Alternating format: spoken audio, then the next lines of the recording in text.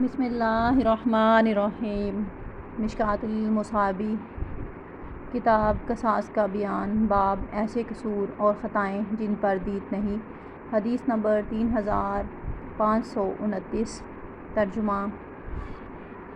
سعید بن زید رضی اللہ تعالیٰ عنہ سے روایت ہے کہ رسول اللہ صلی اللہ علیہ وسلم نے فرمایا، جو شخص اپنے دین کی حفاظت کرتے ہوئے مارا جائے تو وہ شہید ہے، جو شخص اپنی جان کی حفاظت کرتے ہوئے مارا جائے تو وہ بھی شہید ہے، جو شخص اپنے مال کی حفاظت کرتا مارا جائے وہ بھی شہید ہے، اور جو شخص اپنے اہل و عیال کی حفاظت کرتے مارا جائے وہ بھی شہید ہے۔